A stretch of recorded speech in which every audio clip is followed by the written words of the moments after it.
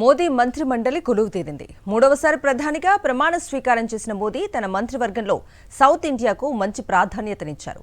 దక్షిణాదికి చెందిన 13 మందిని మంత్రులుగా ప్రమోట్ చేశారు ప్రధాని మోదీ.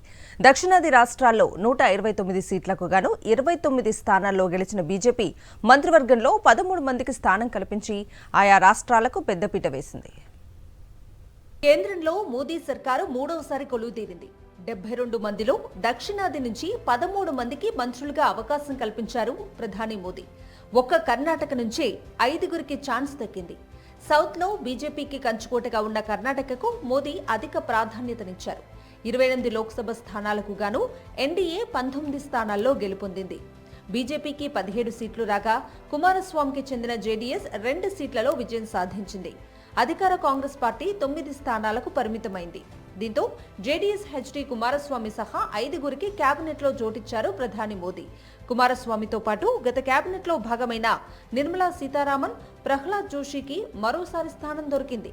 గత కేబినెట్లో పనిచేసిన శోభా కరంద్లాజే, రాష్ట్ర మాజీ మంత్రి వి సోమన్నకు కూడా అవకాశం లభించింది.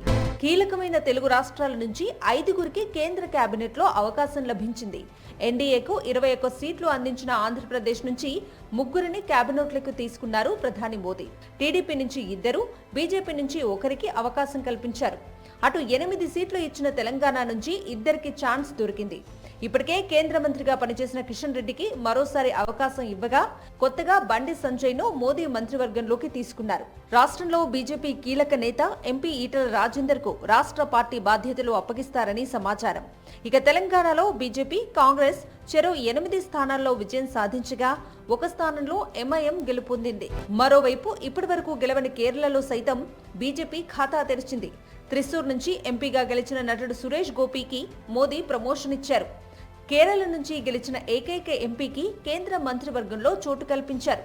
అటు కేరళ బీజేపీ వైస్ ప్రెసిడెంట్, జాతీయ మైనారిటీ కమిషన్లో భాగమైన జార్జ్ కురియన్తో పాటు తమిళనాడు బీజేపీ మాజీ అధ్యక్షుడు ఎల్ మురుగన్ కు మంత్రివర్గంలో స్థానం దొరికింది. నిజానికి తమిళనాడు బీజేపీ చీఫ్ అన్నామలైకు కేబినెట్లో అవకాశం ఇస్తున్నారంటూ పెద్ద ఎత్తున ప్రచారం జరిగింది.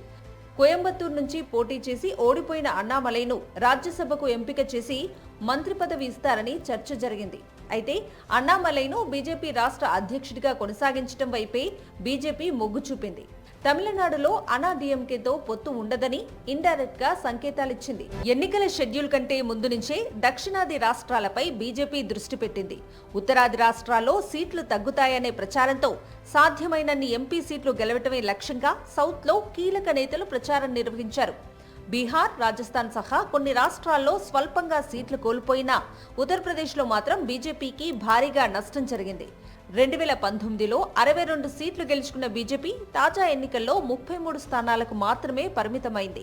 ఇలాంటి పరిస్థితుల్లో దక్షిణాది రాష్ట్రాలే బీజేపీని ఆదుకున్నాయి.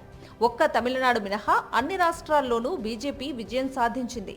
ఏపీలో ఎన్డీఏకు 21, కర్ణాటకలో 19 స్థానాలు రాగా తెలంగాణలో 8, కేరళలో 1 స్థానంలో బీజేపీ సొంతంగా సీట్లను సాధించింది.